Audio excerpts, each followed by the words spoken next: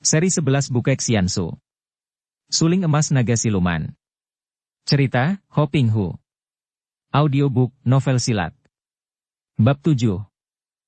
Aku mau melihat mayat aneh itu dan bonekanya, kata Cisian yang dalam waktu singkat sudah dapat melupakan kembali kecemasan dan berlari-larian dia kembali ke tempat di mana mereka menemukan jenazah itu. Mau tidak mau Kam Hong tersenyum. Melakukan perjalanan dengan seorang anak perempuan yang tidak cengeng seperti Cisian memang menyenangkan. Anak itu tabah dan tidak mudah putus asa, berbakat untuk menjadi seorang pendekar wanita. Maka dia pun segera mengejarnya, karena dia pun tertarik sekali untuk menyelidiki keadaan mayat yang memakai pakaian kuno sekali itu. Baru teringat dia akan suling emasnya.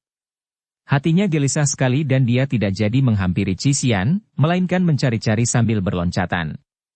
Tentu sulingnya itu terlepas ketika dia tertimpa salju dan es belokan besar yang longsor dari atas.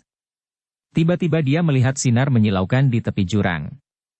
Cepat dia berloncatan ke sana dan giranglah hatinya karena sinar itu ternyata adalah ujung sulingnya yang tersembul keluar dari timbunan salju. Cepat diambilnya pusaka itu, diperiksanya dan ternyata tidak rusak sama sekali.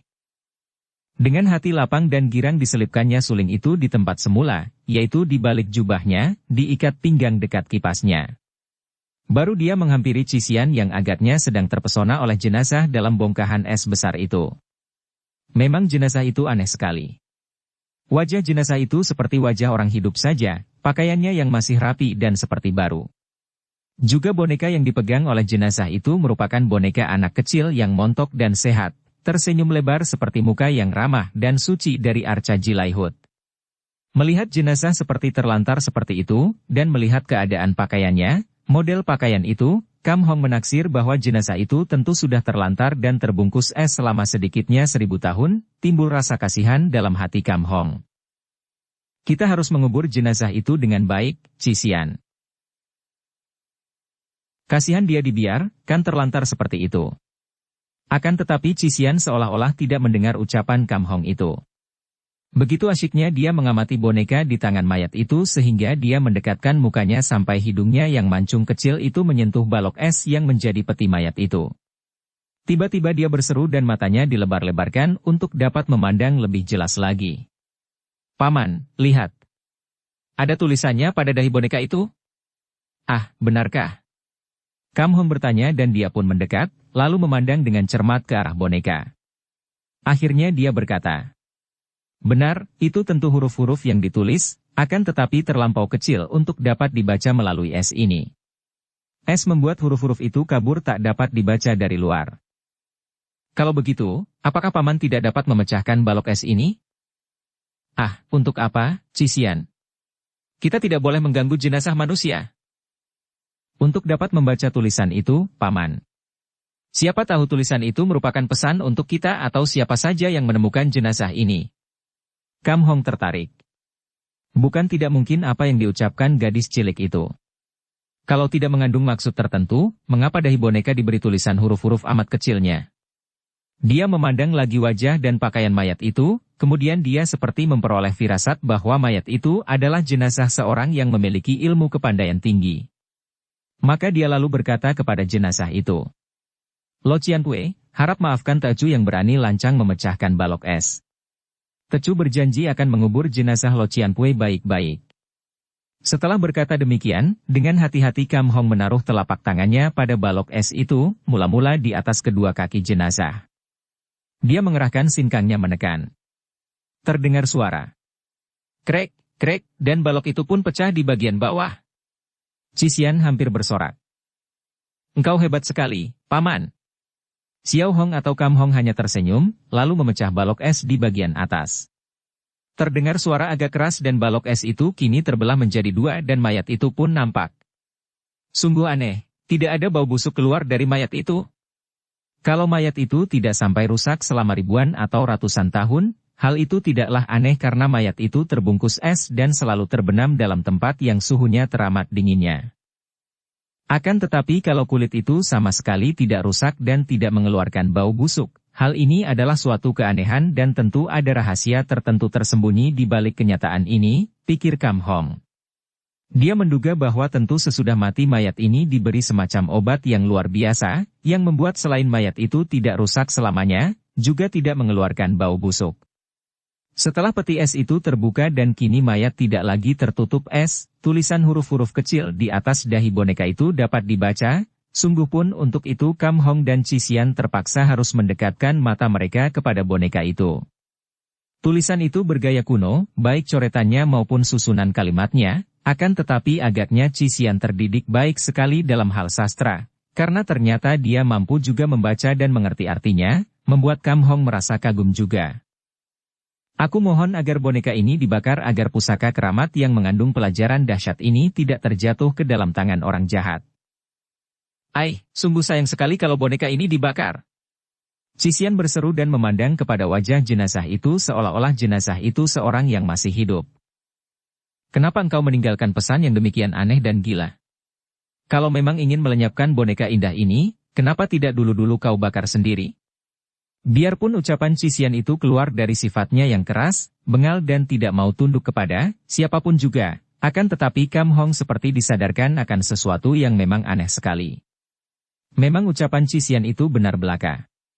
Mengapa bersusah payah menulis huruf-huruf kecil di dahi boneka itu kalau memang hendak melenyapkan boneka itu? Kenapa tidak langsung saja dibakar daripada menanti sampai ribuan tahun agar ditemukan orang dan dibakar oleh orang itu? Bukankah langsung saja dibakar jauh lebih mudah daripada membuat tulisan huruf kecil-kecil itu? Tentu ada rahasianya di balik semua ini. Cisian, siapapun adanya Lo Qianwei ini, beliau tidak minta kita menemukannya. Biarpun kita juga tidak sengaja mencarinya, akan tetapi kita toh bertemu dengan beliau. Maka ini namanya jodoh. Dan pesanan orang yang sudah mati merupakan perintah keramat yang harus dipenuhi, apalagi Lo Qianwei ini sampai memohon dan permintaannya itu pun tidak sukar. Mari kita bakar boneka ini seperti yang dipesankan. Cisian mengerutkan alisnya. Terlalu. Itu namanya mempermainkan perasaan orang. Kenapa boneka yang indah ini dibawa mati, dibiarkan terlihat orang? Membiarkan orang merasa suka lalu menyuruh orang itu membakarnya, sungguh merupakan perbuatan yang kejam sekali. Wah, jenazah orang ini dahulu di waktu hidupnya tentu membuat banyak dosa, Paman. Sampai sudah ribuan tahun menjadi mayat pun masih melakukan perbuatan kejam. Jangan dibakar saja, Paman, aku ingin melihat dia bisa apa. Tidak boleh begitu, Cisian. Pesan Lo Qianwei ini tentu mengandung maksud amat penting.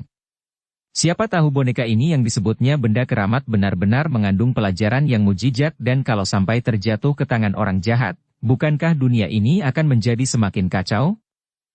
Akan tetapi aku tahu benar bahwa engkau bukanlah orang jahat, Paman. Mungkin aku masih layak disebut orang jahat, akan tetapi engkau sama sekali bukan orang jahat.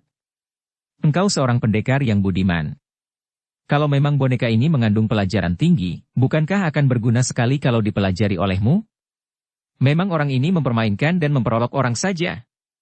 Pantas dia tersiksa, sampai sudah mati pun tidak dapat sempurna. Sudahlah Cisian. Engkau tidak tahu. Seorang Lo Qianwei melakukan hal-hal yang aneh bukan tidak mengandung maksud yang tersembunyi. Siapa tahu ilmu yang terkandung dalam boneka itu mempunyai pengaruh dan daya yang aneh sehingga siapapun yang mempelajarinya akan berubah menjadi tersesat dan jahat. Biarkan aku membakarnya. Sesukamulah, kata Cisian agak marah. Kau bakarlah boneka tak berguna itu. Aku sendiri lebih senang membakar sesuatu yang lebih berguna bagi perutku yang lapar ini. Setelah berkata demikian, gadis cilik ini meninggalkan Kam Hong karena dia melihat banyak sekali burung-burung yang berbulu putih dengan kepala hitam beterbangan dan ada yang hinggap di tepi jurang dari tempat yang kini seolah-olah menjadi semacam pulau kecil itu. Pulau yang dikelilingi jurang curam, bukan dikelilingi laut. Matahari telah condong ke barat ketika Kam Hong akhirnya berhasil membuat api. Tidak mudah membuat api di tempat dingin itu. Akan tetapi pendekar ini memang menyimpan batu api, bahan bakar dan dengan mengumpulkan kayu-kayu ranting yang terbawa longsor dan membersihkannya, akhirnya dengan susah payah dapat juga dia membuat api dan membakar boneka itu.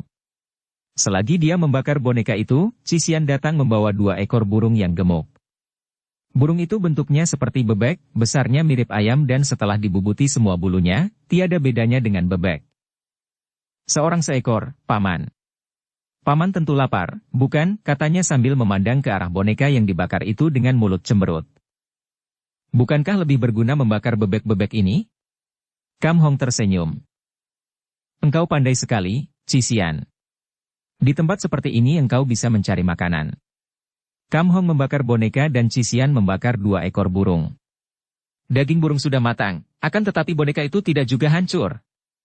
Hanya gosong saja. Padahal pakaian yang dipakai boneka itu sudah hancur sama sekali. Boneka kecil itu kini telanjang, akan tetapi tubuhnya masih utuh. Sungguh ajaib. Boneka apa ini, dibakar tidak rusak? Cisian menjadi tertarik dan sambil makan daging burung mereka lalu menambah kayu bakar memperbesar api untuk terus membakar boneka itu sampai hancur. Sinar api menciptakan pemandangan yang menakjubkan. Sinar api itu terpantul oleh bongkahan es yang besar-besar itu, dan timbullah beraneka warna gemilang seperti pelangi di mana-mana. Mereka merasa aneh, seolah-olah mereka berada di dalam dunia lain, atau dalam dunia mimpi anak-anak yang amat luar biasa. Seperti berada di dalam ruangan penuh dengan cermin. Bayangan mereka berdua nampak di mana-mana, akan tetapi bayangan-bayangan itu menjadi aneh bentuknya seperti ada ratusan buah cermin palsu mengelilingi mereka. Ada yang membuat mereka menjadi berbentuk gemuk sekali, ada yang membuat mereka menjadi tinggi kurus dengan muka peletot-peletot lucu sekali. 2 ekor burung panggang sudah mereka makan habis, akan tetapi boneka itu masih tetap utuh. Hentikan saja, Paman. Engkau sudah membakarnya sejak tadi. Kakek itu memang agaknya sengaja mempermainkan kita. Lebih baik kita mengaso, sebentar lagi akan gelap. Tadi aku melihat di sebelah sana terdapat sebuah guha yang cukup besar untuk kita berlindung dari angin dan beristirahat. Kam Hong mengerutkan alisnya. Walaupun nampaknya benar ucapan Cisian itu, akan tetapi dia tidak percaya bahwa orang seperti Lo Cianpue itu sengaja mempermainkan orang dengan bonekanya. Cisian, biarlah engkau pergi istirahat dulu di sana. Aku akan melanjutkan membakar boneka ini. Dengan marah Cisian bangkit berdiri, lalu dia menuding-nuding ke arah mayat yang rebah di atas tanah tertutup salju itu sambil berkata, "Awas kau, kalau kau yang menyiksa Paman Kam ini kemudian tidak memberi sesuatu kepadanya sebagai balasan, engkau tentu akan kukutuk habis-habisan." Cisian. Kam Hong mencela, akan tetapi gadis cilik itu sudah meloncat dan lari meninggalkannya. Kam Hong merasa penasaran sekali dan menghabiskan kayu yang disediakannya tadi untuk membakar boneka itu. Akan tetapi sampai api padam kehabisan bahan bakar, boneka itu tetap utuh saja sedangkan cuaca mulai gelap sekarang. Maaf, Lo Cianpue. Bukan maksud Tecu tidak mau mentaati perintah Lo Cianpue, akan tetapi agaknya boneka ini memang tidak dapat terbakar, katanya. Dia mengambil boneka yang sudah telanjang karena pakaiannya sudah hancur menjadi abu itu, dan yang gosong kehitaman, meletakkannya kembali ke dalam tangan jenazah yang masih rebah telentang, kemudian sambil berloncatan dengan satu kaki Kam Hong pergi menyusul Cisian. Dia harus bersama gadis cilik itu untuk melindungi dan menjaganya. Dia mendapatkan Cisian meringkuk di dalam guha, agaknya kedinginan. Melihat bayangan yang dipantulkan oleh sinar terakhir dari matahari yang mulai bersembunyi di balik bukit salju, bayangan Kam Hong berdiri di depan guha. Cisian segera menyambutnya dengan pertanyaan. Sudah hancurkah dia? Belum, sampai apinya padam boneka itu masih tetap utuh. Lalu kau apakan dia? Ku kembalikan kepada Lo Cianpue itu. Sudah kukatakan, Paman. Jenazah itu adalah mayat seorang badut dulunya, atau seorang yang memang jahat dan suka mempermainkan orang. Biar besok akan kubakar kembali jenazah itu bersama bonekanya. Tidak ada jawaban, akan tetapi Kam Hong mendengar suara Cisian kedinginan. Dia lalu memasuki guha dan duduk di dekat gadis yang merebahkan diri miring itu. Dia melihat Cisian meringkuk bulat menarik kaki tangannya dan agak menggigil.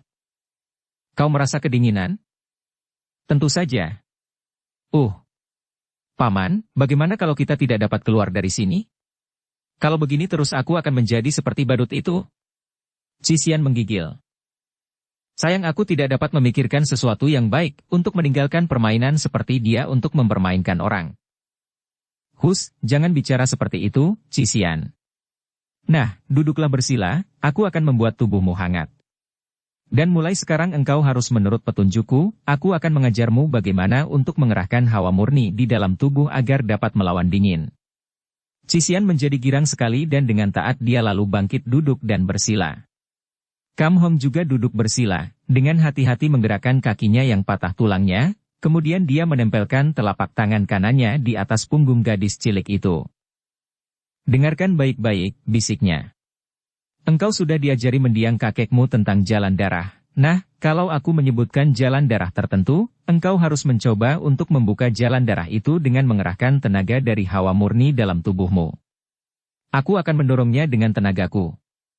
Tak lama kemudian Cisian merasa ada hawa yang amat kuat dan hangat masuk melalui punggungnya. Dia menjadi girang sekali dan dengan tekun dia mempelajari ilmu ini, mendengarkan petunjuk-petunjuk dari Kam Hong dan akhirnya dia dapat membuat tubuhnya menjadi hangat, sama sekali tidak lagi menderita oleh serangan hawa dingin dari luar tubuhnya. Pada keesokan harinya, pagi-pagi sekali Cisian sudah keluar dari guha. Kam Hong masih duduk bersama di setengah tidur.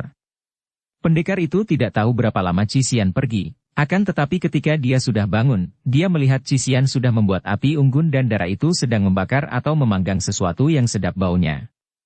Kiranya Cisian sudah pandai membuat api dengan batu api dan bahan bakarnya, dan ketika Kam Hong mendekat, ternyata gadis cilik itu sedang memanggang daging, entah daging apa. "Hei, dari mana engkau memperoleh daging itu? Daging apakah itu?" Cisian tertawa dan mengangkat kulit yang berbulu putih ke atas. "Entah binatang apa, macamnya seperti kelinci, gemuk sekali, paman dan baunya sedap, ya." Melihat kulit berbulu putih itu, Kam Hong menahan ketawanya dan tidak mau memberitahu kepada Cisian bahwa yang sedang dipanggangnya itu adalah daging tikus salju. Akan tetapi, dalam keadaan seperti itu, daging tikus pun baik saja untuk pengisi perut, daripada kelaparan. "Paman, aneh sekali. Ketika tadi aku lewat di dekat jenazah itu dan melihat boneka hangus itu, ternyata pada tubuh boneka itu pun ada huruf-hurufnya." Apa bunyinya?" "Entah, aku tidak membacanya. Aku tahu pasti huruf-huruf itu merupakan siasat baru dari badut itu untuk mempermainkan kita. Aku lebih tertarik mengejar kelinci ini daripada membaca tulisan tiada gunanya itu." Malam tadi Kam Hong memang sudah amat tertarik untuk mencari tahu rahasia dari jenazah itu. Dia tidak percaya akan kelakar Cisian bahwa jenazah itu dahulunya adalah seorang badut yang sengaja hendak meninggalkan lelucon untuk mempermainkan orang lain. Tentu ada rahasia yang tersembunyi, terkandung dalam semua pesan yang ditinggalkan oleh jenazah itu. Apakah dia yang keliru mengartikan pesan itu? Tidak mungkin. Kalimat-kalimat pada dahi boneka itu tidak bisa diartikan lain. Mungkin orang lain akan merasa sayang kepada boneka itu. Cisian tidak rela boneka itu dibakar, akan tetapi anak perempuan itu hanya menyayangkan keindahan boneka itu saja, merasa sayang bahwa benda mainan yang demikian bagusnya dibakar. Akan tetapi orang lain, terutama orang-orang Kang Ou, setelah melihat tulisan itu yang menyebutkan bahwa boneka itu merupakan benda keramat yang mengandung pelajaran dahsyat, pasti akan menyimpannya dan berusaha untuk mencari rahasia pelajaran dahsyat itu. Akan tetapi dia tidak mau melakukan hal seperti itu. Dia adalah keturunan suling emas, dan dia sendiri sudah memiliki kepandaian peninggalan nenek moyangnya yang tinggi dan hebat, perlu apa dia menginginkan kepandaian lain. Juga, dia tidak sudi melanggar pesan orang yang sudah mati. Kini, mendengar bahwa boneka yang dibakar sekian lamanya tetap utuh itu ada huruf-hurufnya, Kam Hong menjadi tertarik sekali. Tanpa berkata apapun dia lalu meninggalkan Cisian yang masih sibuk memanggang daging kelinci, sambil mengomel karena di situ tidak terdapat bumbu masak, dan sambil berloncatan dengan sebelah kaki, Kam Hong menuju ke tempat jenazah itu. Dia melihat jenazah itu masih rebah telentang seperti malam tadi, boneka itu masih terletak di atas dadanya, di antara tangannya seperti yang dia letakkan semalam, lalu dia mengamati boneka yang gosong itu. Benar. Ada huruf-huruf pada tubuh boneka itu. Agaknya huruf-huruf itu timbul setelah boneka itu terbakar. Sungguh aneh akan tetapi nyata. Dia tahu benar bahwa ketika dia membakar boneka itu, tidak terdapat huruf apapun pada tubuh boneka, kecuali pada dahinya itu. Cepat dia mengambil boneka gosong itu dan membersihkan hangus dari tubuh boneka yang masih utuh. Bukan main girang hatinya ketika dia melihat bahwa huruf-huruf yang timbul setelah boneka dibakar itu merupakan kalimat yang urut dan dapat dibaca dengan mudah. Dia membersihkan seluruh tubuh boneka, kemudian mulai membaca dengan jantung berdebar tegang dan tertarik sekali. Makin lama, sepasang matanya makin terbelalak, mukanya pucat dan tangan yang memegang boneka itu menggigil. Lalu dia menggoyang-goyang kepala dan mengejap-ngejapkan kedua matanya seolah-olah tidak percaya akan apa yang dibacanya, lalu dibacanya lagi huruf-huruf yang tersusun rapi dari atas ke bawah di tubuh boneka itu. Mau membakar boneka pertanda jujur dan tidak tamak akan pusaka orang lain. Berarti berjodoh untuk mewarisi ilmu-ilmuku. Fasian sendiri pun tidak berhasil membujukku menyerahkan ilmu ini, kecuali hanya suling emas buatanku. Akan tetapi suling itu tanpa ilmu sejati, apa artinya? Muridku, rendamlah boneka itu dalam air, dan pergunakan airnya untuk memandikan jenazahku. Kemudian, pelajari semua ilmu yang ada padaku dengan hati yang bersih. Tunggui aku selama 3 hari 3 malam, baru boleh engkau menguburku. Mulai saat ini engkaulah muridku dan ahli warisku. Suling emas. Dapat dibayangkan mengapa Kam Hong menjadi terbelalak lalu bengong seperti orang kehilangan ingatan saking bengong, heran dan kagetnya. Jenazah yang meninggalkan pesan itu menamakan dirinya sendiri suling emas. Padahal, bukankah suling emas itu adalah pendekar suling emas bernama Kam Busong yang merupakan nenek moyangnya? Apakah jenazah ini jenazah nenek moyangnya itu, jenazah suling emas Kam Busong? Ah, tidak bisa jadi. Nenek moyangnya itu meninggal dunia di utara, bukan di pegunungan Himalaya. Dan pula, tulisan itu menyebutkan bahwa penulisnya yang bernama Suling Emas itu hidup di zaman pendeta Fasian yang amat sakti itu hidup pada zaman sesudah dinasti Qin atau pada kurang lebih tahun 400, jadi sudah 1400 tahun kurang lebih. Sedangkan nenek moyangnya itu, pendekar Suling Emas Kam Busong hidup dalam tahun 900 lebih. Jadi ada selisih 500 tahunan antara penulis surat ini dan nenek moyangnya yang berjuluk Suling Emas itu. Penulis atau jenazah ini jauh lebih tua. Akan tetapi, jenazah ini menyebut-nyebut tentang suling emas. Suling emas yang dikatakan buatannya itu diberikan kepada pendeta Fasian yang masyhur itu, pendeta yang amat sakti dan yang terkenal menjelajah sampai jauh keluar Cina. Pendeta Fasian ini terkenal di seluruh dunia karena dia telah mencatat semua perjalanannya sehingga catatannya itu merupakan catatan sejarah yang amat penting. Ada hubungan apakah antara jenazah ini dengan nenek moyangnya, Kam Busong? Dan ada hubungan apakah antara suling emas buatan jenazah ini yang diberikan kepada pendeta Fasian itu dengan suling emas peninggalan nenek moyangnya yang kini terselip di ikat pinggangnya? Sampai bagaimanapun juga, Kam Hong tidak mungkin dapat menyelidiki persoalan itu tanpa bahan-bahan. Tidak ada hal yang lebih ajaib daripada hal yang telah terjadi secara kebetulan. Dia tidak tahu bahwa memang suling emas yang berada di pinggangnya itu adalah buatan jenazah inilah. Kurang lebih 1400 tahun yang lalu.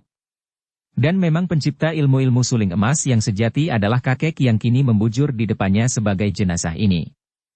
Entah sudah berpindah tangan berapa puluh kali ketika suling emas itu terjatuh ke dalam tangan pendekar Kam Busong. Seperti dapat dibaca dalam cerita suling emas, pendekar Kam Busong memperoleh suling itu di Pulau Pek Choatu, dari tangan sastrawan terkenal Chiu Bun dan juga memperoleh kitab terisi sajak-sajak yang menjadi pelengkap suling emas itu dari tangan sastrawan besar Chiu Guan Liong adik sastrawan Chiu Bun itu. Dan kedua orang sastrawan besar Shi Chiu ini menerima kitab sajak dan suling emas itu dari seorang tokoh manusia sakti yang dianggap dewa, yaitu Bukek Xiansu. Mungkin saja Bukek Xiansu menerima suling emas itu dari orang lain, ataukah dari pendeta Fasian sendiri? Tidak ada yang mengetahui karena memang apapun boleh saja dan mungkin saja terjadi pada dua orang tokoh yang memiliki kesaktian tidak lumrah manusia itu, yaitu pendeta Fasian dan Bukek Xiansu. Kakek pembuat suling emas itu telah lenyap dari dunia selama 1400 tahun, dan kini secara kebetulan yang amat aneh sekali, kakek itu, dengan jasad yang masih utuh, telah berhadapan dengan ahli waris suling emas buatannya itu, ahli waris yang terakhir dan yang memegang suling emas itu. Bagaikan orang yang kehilangan ingatan, Kam Hong masih memegangi boneka itu dan entah sudah berapa kali dia membaca tulisan itu, ketika Cisian datang membawa panggang daging kelincinya dengan wajah berseri. Peroleh suling itu di Pulau Pek Choatu, dari tangan sastrawan terkenal Chiu Bun dan juga memperoleh kitab terisi sajak-sajak yang menjadi pelengkap suling emas itu dari tangan sastrawan besar Chiu Guan Liong adik sastrawan Chiu Bun itu. Dan kedua orang sastrawan besar Shi Chiu ini menerima kitab sajak dan suling emas itu dari seorang tokoh manusia sakti yang dianggap dewa, yaitu Bukek Xiansu.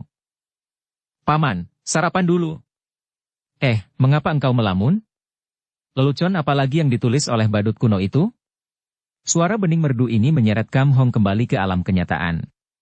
Dia menoleh, tersenyum dan menaruh kembali boneka gosong itu ke atas dada jenazah, lalu menghampiri Cisian sambil berkata, "Ada perintah baru dari Lo Qianwei ini. Baiklah kita sarapan, dan akan kuceritakan kepadamu suatu keanehan yang benar-benar ajaib sekali, Cisian." Mereka lalu makan panggang daging tikus salju itu yang terasa sedap karena memang di situ tidak ada apa-apa lagi untuk dijadikan perbandingan. Setelah makan dan minum air cairan es, dan mencuci tangan, barulah Kam Hong menceritakan tentang tulisan pada boneka gosong itu. Cisian mendengarkan dengan ragu-ragu karena dia sudah curiga saja kalau pamannya ini akan menjadi korban lelucon permainan yang ditinggalkan oleh jenazah badut itu. Akan tetapi ketika dia mendengar tentang suling emas, membuat dia mengerutkan alisnya dan terheran-heran. Suling emas? Paman Kam, bukankah engkau juga memiliki suling emas itu? Kam Hong mengangguk dan mencabut sulingnya. Nampak sinar keemasan berkilat dan pendekar ini mengangkat sulingnya ke atas. Bukan hanya memiliki suling pusaka ini, Cisian, bahkan kepadamu aku tidak perlu merahasiakan bahwa aku adalah keturunan terakhir dari pendekar sakti suling emas. Ah! Kenapa? Aku pernah mendengar dari mendiang Kongkong, kiraku hanya nama dalam dongeng saja. Bukan dongeng, Cisian. Pendekar suling emas bernama Kambusong dan menjadi nenek moyangku. Maka dapat kau mengerti betapa anehnya penemuan ini. Lo Qianwei ini, seperti dapat kita baca pada pesanannya, memakai nama suling emas dan bahkan mengaku dialah pembuat suling emas. Membuat aku berpikir-pikir apakah hubungan Lo Qianwei ini dengan nenek moyangku? Dan apakah suling emas buatannya yang dimaksudkan ini adalah suling yang kini menjadi milikku ini? Cisian yang merasa tertarik sekali ikut pula membaca huruf-huruf pada tubuh boneka itu, yang kembali dibaca oleh Kam Hong untuk kesekian kalinya. Setelah ikut membaca, Cisian berkata dengan nada suara bersungguh-sungguh, tidak lagi memandang rendah kepada jenazah itu. Paman, mengapa tidak kau taati perintahnya? Ternyata dia tidak main-main. Mungkin suling emas yang diberikan olehnya kepada pendeta Fasian itulah yang terjatuh ke tangan nenek moyangmu dan kini menjadi milikmu. Akan tetapi ilmu yang disebut-sebutnya itu, sepatutnya kau pelajari. Sekarang engkau telah menjadi murid dari Lo Qianwei ini, Paman. Engkau memang berjodoh dengan dia. Buktinya, engkaulah yang berkeras hendak membakar boneka itu. Kalau aku tadinya merasa sayang, dan kalau menurut aku tentu boneka itu tidak akan pernah kubakar. Kam Hong mengangguk. Memang benar ucapanmu, Cisian. Aku juga hendak mentaati perintahnya. Kam Hong lalu menjatuhkan diri berlutut di depan jenazah yang rebah telentang itu, kemudian berkata, "Tecu Kam Hong, hendak melaksanakan perintah Lo Qianwei, harap Lo Qianwei memberi berkah." Setelah memberi hormat, dia lalu merendam boneka gosong itu dalam air. Kemudian, air rendaman itu dipergunakan untuk memandikan jenazah. Cisian yang merasa agak ngeri dan jijik, menjauh. Apalagi karena dia mengerti bahwa dia adalah orang luar, dan tidak berhak ikut-ikut.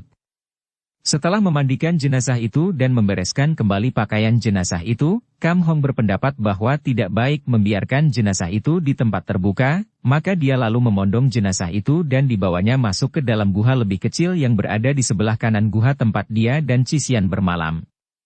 Guha ini juga diliputi es dan salju, jadi merupakan peti es yang lebih besar lagi. Cisian, aku harus mentaati perintah Lo Qianwei ini yang aku percaya adalah pembuat suling emas ini, sehingga dengan demikian agaknya beliau ini malah merupakan pencipta suling emas dan ilmu-ilmu yang bersangkutan dengan pusaka itu. Maka beliau ini terhitung nenek moyang perguruanku yang pertama. Maka, harap kau tidak mengganggu selama 3 hari 3 malam ini, karena aku hendak menjaganya seperti yang diperintahkannya itu.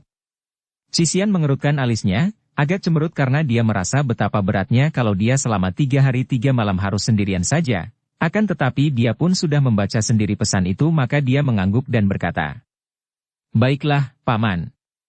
Itu urusan keluargamu. Aku akan menangkap burung, kelinci dan mencoba-coba untuk mencari jalan keluar dari tempat ini. Akan tetapi hati-hatilah, Cisian. Dan engkau berteriaklah kalau terjadi sesuatu. Biarpun aku sedang menjaga jenazah, kalau engkau terancam sesuatu tentu aku akan datang menolongmu." Lenyaplah rasa tidak enak di dalam hati Cisian. Dia kini tidak cemberut lagi, bahkan tersenyum manis sekali. Baru dari ucapan itu saja dia sudah maklum bahwa sebetulnya, pada dasarnya, Kam Hong masih lebih sayang kepadanya daripada kepada mayat itu. Bagaimana dengan makan dan minummu selama 3 hari itu, Paman?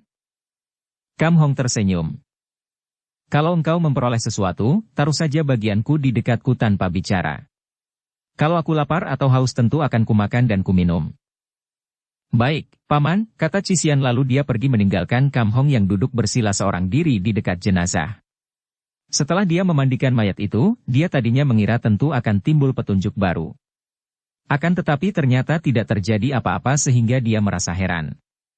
Pikirannya dikerahkan untuk menduga-duga, di mana kiranya mayat ini menyimpan ilmunya yang katanya dalam pesan terakhir itu agar dipelajarinya dengan hati bersih. Apakah tersembunyi di dalam tubuhnya?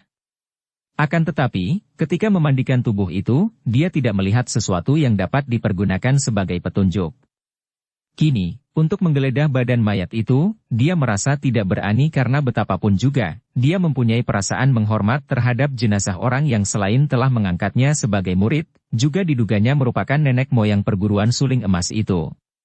Dia tahu bahwa keadaan jenazah ini memang penuh rahasia, dan agaknya pengasuhnya sendiri, Sin Xiao Seng Jin, yang merupakan keturunan pengasuh kepercayaan nenek moyangnya dan bahkan yang menyimpan dan mewarisi ilmu-ilmu nenek moyangnya yang kemudian diturunkan kepadanya, agaknya juga tidak akan dapat memecahkan rahasia jenazah ini. Sampai 3 hari 3 malam lamanya Kam Hong menjaga jenazah itu, tepat seperti yang diperintahkan oleh tulisan jenazah itu pada boneka. Selama 3 hari 3 malam itu, dia sama sekali tidak pernah makan panggang daging yang setiap hari dihidangkan oleh Cisian. Bukankah jenazah itu memesan agar dia mempelajari ilmu-ilmunya dengan hati yang bersih? Dan untuk menjaga agar Cisian tidak kecewa atau menyesal, Kam Hong mengubur panggang daging itu di bawah salju, seolah-olah dia telah menghabiskan semua hidangan gadis itu. Pada hari keempat, dia sudah merasa sangat yakin bahwa jenazah itu memang tidak meninggalkan suatu petunjuk apapun, maka dia mengambil keputusan untuk menguburnya. Pagi hari ia berlutut di dekat tubuh yang rebah telentang itu sambil berkata, "Dukung channel Novel Silat dengan subscribe, follow, like, komen dan share. Lo Cian Wei, Tecu telah memenuhi perintah Lo Cian Wei, perkenankan hari ini Tecu mengubur jenazah." Tiba-tiba dia menghentikan kata-katanya karena dia melihat sesuatu pada kuku-kuku jari tangan yang terletak di atas dada memegang boneka gosong itu. Pada kuku-kuku itu nampak ada huruf-hurufnya. Padahal pada hari-hari sebelumnya huruf-huruf itu belum ada. Hal ini dia ketahui benar karena dia sudah memeriksa seluruh bagian tubuh yang nampak, dan ketika dia memandikan jenazah itu pun dia melihat bahwa pada kuku yang panjang terpelihara itu tidak ada apa-apanya. Bagaimana kini dapat timbul huruf-huruf itu? Akan tetapi pikirannya yang cerdas itu segera dapat menangkap rahasianya. Tentu huruf-huruf itu ditulis oleh tinta istimewa yang baru timbul setelah 3 hari sesudah dicuci dengan air rendaman boneka gosong itu.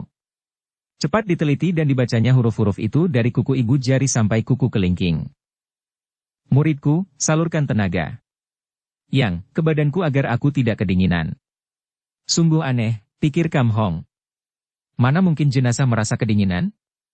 Memang aneh-aneh saja pesan dari jenazah ini, dan pantaslah kalau Cisian menganggapnya seorang badut yang suka mempermainkan orang, biar sudah mati sekalipun. Akan tetapi, karena ada rasa hormat yang mendalam terhadap jenazah itu, Kam Hong tidak merasa ragu-ragu lagi. Dia meletakkan kedua tangannya ke atas dada jenazah itu, kemudian dia mengerahkan tenaga. Yaitu tenaga sinkang yang mendatangkan hawa panas dan disalurkannya ke dalam tubuh itu melalui dada. Tubuh jenazah yang tadinya dingin itu perlahan-lahan menjadi hangat, makin lama menjadi semakin panas. Pada saat itu, Cisian datang membawa hidangan panggang daging burung seperti biasanya. Karena sekarang sudah hari keempat, maka dia pun berani memasuki guha mendekati Kam Hong, terheran-heran melihat betapa Kam Hong mengerahkan sinkang disalurkan kepada tubuh jenazah itu. Apa yang hendak dilakukan oleh pendekar ini? Dia merasa heran dan juga ngeri. Bagaimana kalau mayat itu tiba-tiba dapat bangkit dan hidup kembali? Meremang bulu tengkuknya memikirkan kemungkinan yang tak masuk akal ini. Akan tetapi mengapa Kam Hong mengerahkan sinkang sampai tubuhnya gemetaran ke dalam tubuh mayat itu? Tiba-tiba dia melihat sesuatu yang membuat menjerit. "Hei!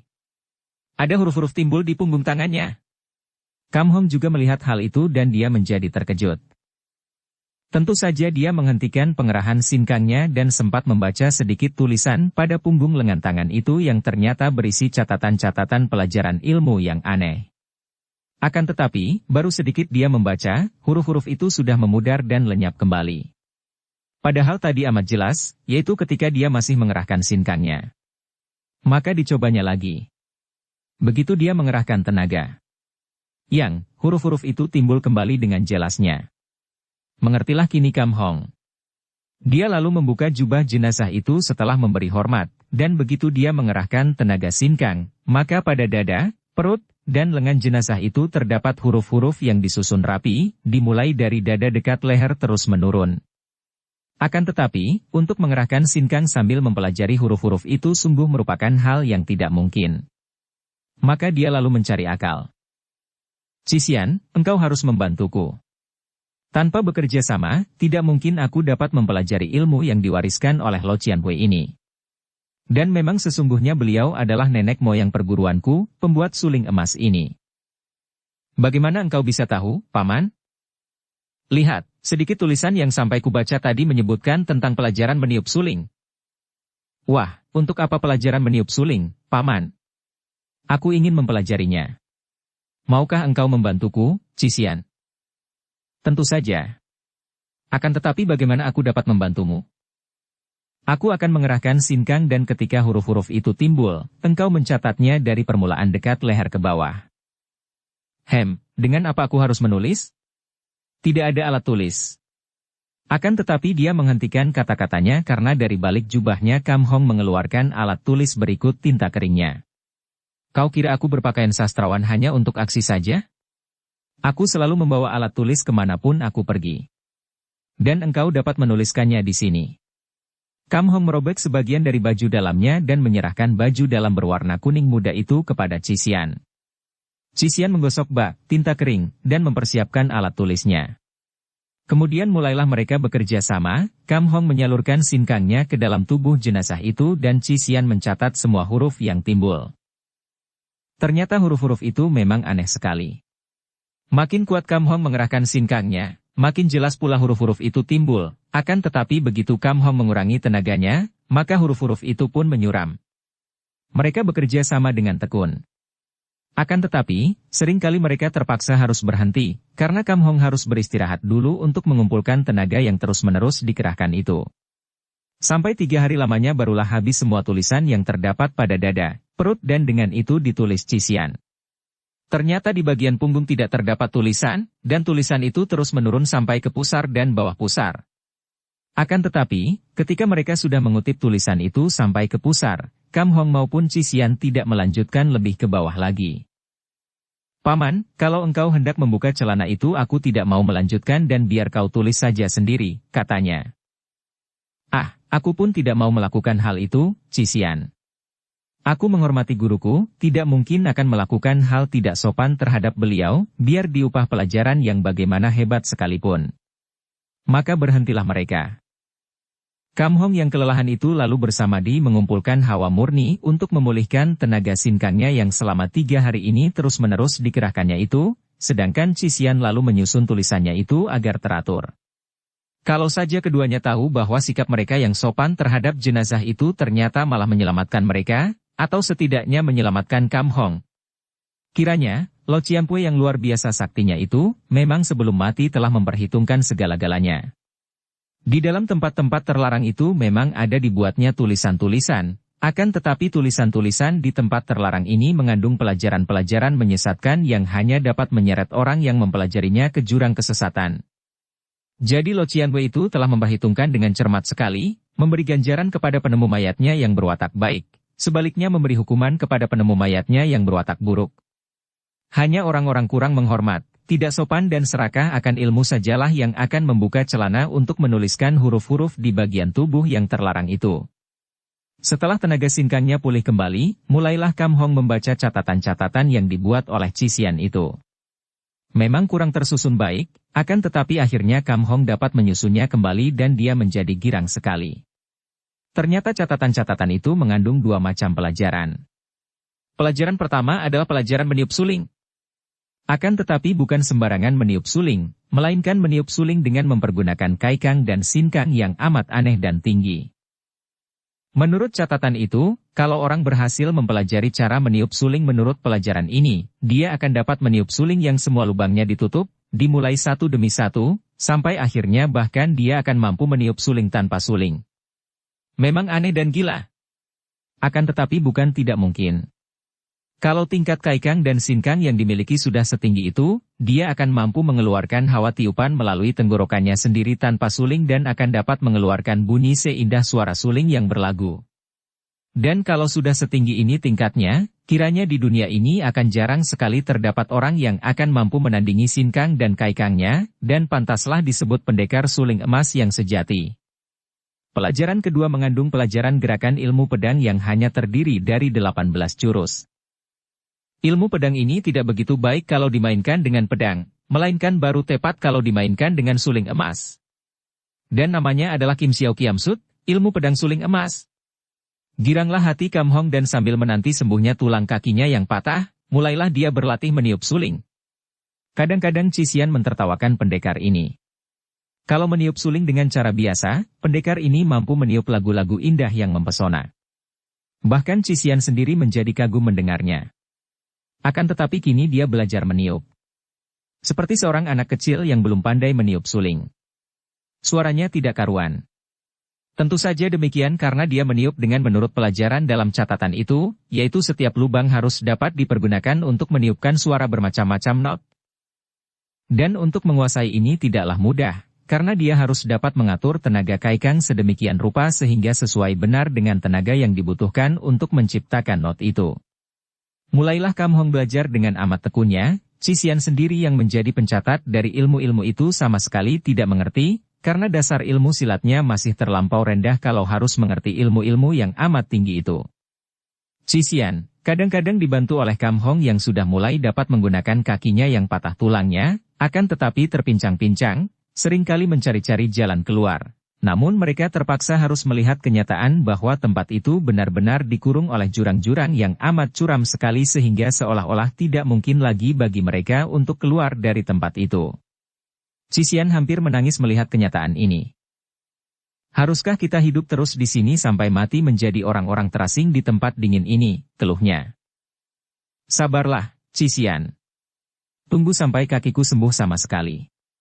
Aku akan mencari jalan keluar dan aku akan menuruni jurang itu untuk memeriksa kemungkinan keluar dari tempat ini. Jangan khawatir. Sementara ini, untungnya di sini engkau bisa mendapatkan burung dan... kelinci itu untuk makan, bukan? Bosan aku. Setiap hari makan daging burung dan kelinci tanpa bumbu. Lama-lama kita bisa berubah menjadi binatang buas. Betapapun juga, Cisian bukanlah seorang anak perempuan cengeng yang suka mengeluh. Dia sudah menjadi lincah gembira kembali dan dia pun membuang waktu luangnya untuk berlatih ilmu silat atas petunjuk dari Kam Hong sehingga dalam waktu beberapa hari saja dia sudah memperoleh kemajuan pesat. Kita tinggalkan dulu dua orang anak manusia yang terpencil di tempat sunyi dan dingin itu dan mari kita mengikuti perjalanan Sim Hong Bu dan pamannya Sim Tek. Seperti telah kita ketahui, dua orang paman dan keponakan yang merupakan pemburu-pemburu yang gagah perkasa ini telah menolong Cisian akan tetapi sebaliknya mereka malah terancam bahaya maut dan baru selamat setelah Kam Hong turun tangan. Mereka berdua kagum bukan main menyaksikan kelihayan pendekar yang memegang kipas dan suling emas itu, dan diam-diam Sim Hong Bu merasa kecewa dan bahwa dia tidak dapat berkenalan lebih jauh dengan gadis cilik yang pemberani dan dengan pendekar yang demikian perkasa. Dua orang pemburu ini melanjutkan perjalanan dan ketika mereka melihat adanya banyak mayat berserakan di mana-mana dalam keadaan terluka parah dan mengerikan, timbul keraguan dalam hati Sim Hong Bu yang biasanya tabah itu. Paman, di mana-mana terdapat bekas amukan binatang buas seperti yang belum pernah kita lihat sebelumnya. Kalau benar ini semua perbuatan Yeti seperti yang dikabarkan orang selama ini, sungguh amat berbahaya sekali kalau kita bertemu dengan dia. Perlukah perjalanan ini dilanjutkan? Tanyanya sambil membantu pamannya mengubur setiap mayat yang mereka temukan di jalan. Hong Bu, engkau tentu mengerti dan dapat merasakan desir darah dan tuntutan hati seorang pemburu. Setelah melihat seekor binatang yang begini buasnya, yang bukan hanya amat menarik akan tetapi juga telah membunuh banyak manusia, Bagaimana mungkin kita dapat kembali sebelum berusaha menangkap atau membunuhnya? Aku mengerti, Paman, akan tetapi yang kita buru sekali ini adalah makhluk yang luar biasa kuat dan kejamnya melebihi setan. Mana mungkin kita akan mampu menangkapnya apalagi membunuhnya kalau sekian banyaknya orang Kang Ou saja juga tidak mampu, bahkan menjadi korban dan mati konyol di bawah kebuasannya. Kalau tidak mungkin menangkap atau membunuh, baru melihatnya saja pun sudah merupakan suatu kebanggaan besar bagi seorang pemburu sejati. Pemburu manakah di dunia ini yang sudah dapat melihat, bertemu dan berhadapan muka dengan Yeti? Belum ada, dan aku mengharapkan untuk menjadi pemburu pertama yang mengalaminya. Hongbu tidak membantah lagi. Dia dapat merasakan hasrat itu di dalam hatinya, hasrat seorang pemburu yang seperti juga setiap orang pemburu atau penangkap ikan, selalu rindu akan kebanggaan bercerita tentang keanehan binatang yang diburunya. Makin ganas binatang itu, makin buas dan makin berbahaya, akan makin banggalah untuk menceritakan pengalamannya. Dia pun terus mengikuti pamannya tanpa membantah lagi, bertekad untuk menghadapi segala kemungkinan bersama pamannya tanpa mengenal takut. Paman dan keponakan ini tidak tahu bahwa di balik puncak yang menjulang di depan mereka, yang akan mereka lewati siang hari itu, terjadi hal yang lebih hebat dan mengerikan lagi. Di antara para orang Kang Ou yang ramai-ramai mendatangi Himalaya, tertarik akan berita tentang pedang pusaka yang diperebutkan itu, terdapat 5 orang murid-murid Kunlun Pai. Mereka berlima ini tidak ada hubungannya dengan 3 orang tokoh Kunlun yang pernah diceritakan dalam awal cerita ini, yaitu Hok Keng Chu dan Hok Ya Chu yang sudah tewas oleh Yeti, dan Wisiang Kiam Chiok Kam yang terluka, biarpun 3 orang Tosu itu pun datang dari pegunungan Kunlun San. Sama sekali tidak ada hubungannya, karena 5 orang ini adalah murid dari Partai Persilatan Besar Kunlun Pai yang berpusat di pegunungan Kunlun San. Mereka adalah murid-murid kelas atau tingkat 2, yang bagi dunia Kang Ou sudah merupakan tingkat yang lumayan dan mereka telah memiliki ilmu silat yang cukup kuat. Mereka terdiri 2 orang pemuda dan 3 orang gadis yang kesemuanya memiliki sikap yang gagah perkasa. Yang pertama bernama Tan Choan, merupakan orang pertama dan tertua, usianya 25 tahun dan merupakan pemimpin rombongan mereka itu. Orang kedua adalah seorang pria pula, bernama Lim Sun berusia 23 tahun. Orang ketiga adalah adiknya yang bernama Lim Siang, seorang gadis berusia 20 tahun. Yang keempat dan kelima juga wanita, kakak beradik bernama Tio Gin Bue berusia 18 tahun dan Tio Ang Bue berusia 16 tahun.